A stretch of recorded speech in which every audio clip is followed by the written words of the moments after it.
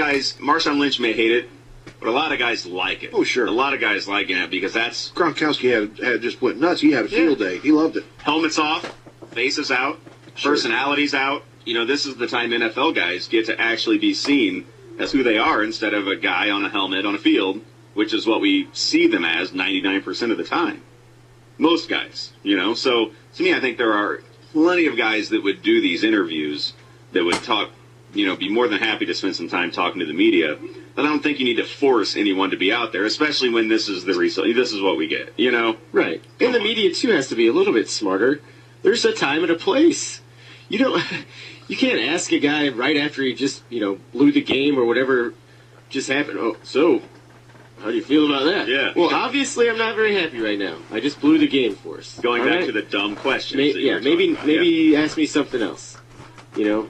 The media does, and it's, you know, weird because we are technically a part of the media. Yeah, but we're so much cooler than normal media. Right, and I feel like I've never asked a dumb question. I'd like to think. Hold on. On purpose. All right, I did once. Mark, who was the lady we had on? Was it Melissa Jacobs from ESPN that we had on? And one of the first questions I asked her was, hey, how old are you?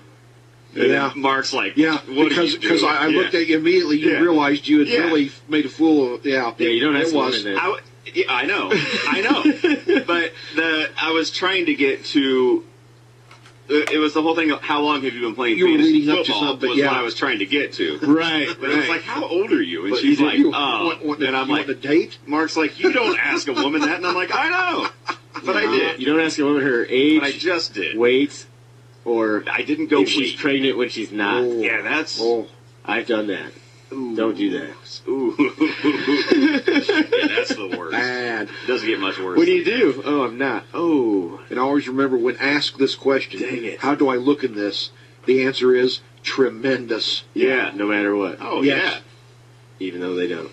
Which, that's always true for me when my wife asks. Always true. I bet it is. Yeah. Every single time. So that much you've learned. Love you, baby. He's learning. 529-1450. If you want to talk to the media, we're here. Capital City Bar and Grill, live and in person. I want you to hit me with a prop bet, Eric. You want one now? Yeah, I do. I want to hear what you got. All right. 'Cause I turn off a bunch, too. Okay. In case we run out. All right, this is a pretty easy one, I think. Yes or no? Will Bill Belichick smile at all today on camera? Will we see a Bill Belichick smile? No. What if they win the Super Bowl? Yes. If they win the Super Bowl, yes. It can't be a... Yeah, he might do one of these. No, I think if they win, you'll see a smile. Okay. But until that point, no. No. All right. Mark Graham, you want one? I would. I'd love one. How many times... Will the camera cut to Giselle? How many times will we see Giselle? It's the over under 1.5. Oh, over. Yeah, totally. If they're smart, it'll over under 30. It'll be over 1.5. Yeah, that probably depends on the closeness of the game. Actually, you know, if it's a blowout, we'll see a lot of Giselle. Oh yeah. Was that a phone call, Beep? I believe it was. All right, we do have a phone call, 529-1450. That's the phone number. Caller, you're on the air. What can we do for you? What's up, guys? This is Scotty. Hey, don't got it. It just got nothing. All right. Hello? We'll try to get that ironed out. Okay, well, yeah. He says we should have it. We don't. We just don't have it. All right. That was funny, too. I was listening to SVP and Russillo the other day, and they were trying to go to Goodell's press conference or whatever, and the board op kept telling them, you guys should have it. They bid on that twice, and then after that, they're like, yeah, all right, we're not doing that anymore. All right, well, I tell you what. I'm going to try this, but... We got it now? Caller, are you there? I don't hear him. Nope, I got nothing. You there? Go ahead.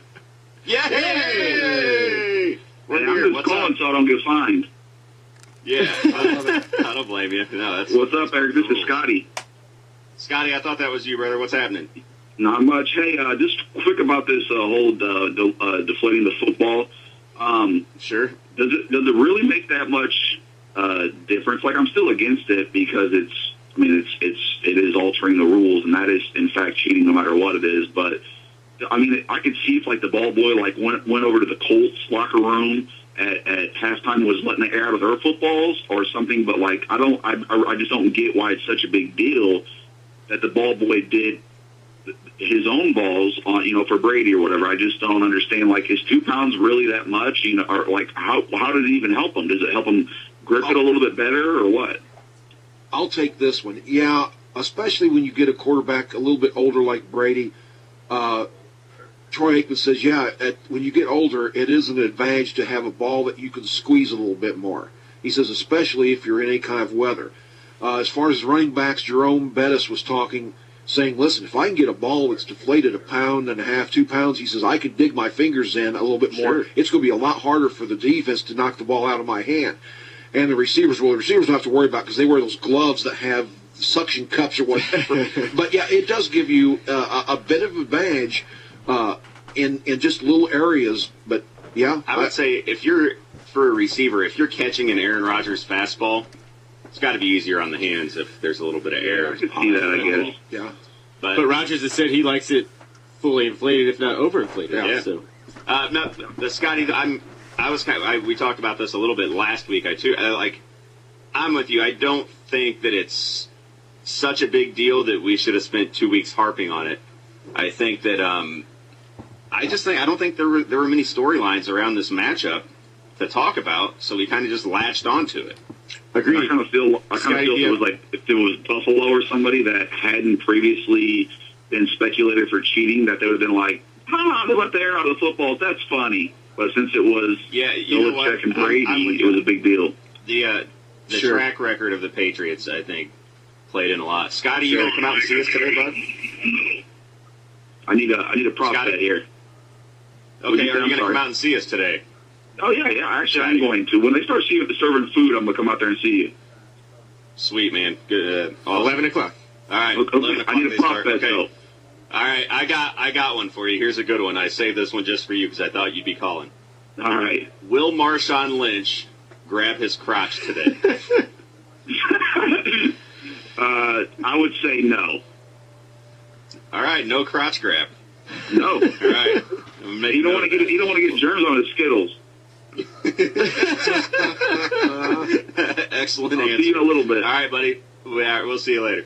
Okay, Scotty made me think of something too, and I want to say it before I forget because I do that sometimes now. Does anyone think that Roger Goodell and the NFL had anything to do with this whole talking about footballs for 2 weeks? To take away from, because like you said, there weren't a lot of storylines around the Super Bowl, right? What else would we have talked about outside of Belichick and Brady, playing in their 6th Super Bowl, yada, yada, yada, everyone loves them or hates them, okay? That would have lasted like a day, right? Yeah. But did Goodell or someone from the NFL plant this seed, or did someone tell the Colts to plant this seed to take away from 2 weeks of why Roger Goodell had a really rough season, right? Yeah, he did. From AP to Ray Rice, the way he handled both of those situations, to the Greg Hardy incident, even to what else did he not do well? Well, and then he just all of a sudden changes the Gordon suspension, even the Wes Welker, and just a lot of weird things. And I'm just wondering if this was to take a little pressure and storylines off of him during this time. And focus on underinflated footballs, which no one really seems to care about. A bit of a conspiracy theory. Yes. Goodell Gate. It would surprise me because, like you said, he's had a very rugged year. And with 2 weeks between the last game and then the Super Bowl, I'm sure he doesn't want much more discussion about the bad job he's done. It wouldn't surprise me at all if they said, go ahead and talk about that football thing a little bit more. It's a possibility. But I will say this. For some reason, whatever it is, these deflated footballs got wheels. Now, us doing a sports show, and I guarantee you this happened to you too in this last 2 weeks, how many times were you just talking to someone randomly and they asked you about this deflated football thing? everyone was talking about. Almost every seriously, time. Yeah, like at least 10 times. Sure. Somebody could just, hey man, what do you think about this deflated football? I don't think about it because it's dumb.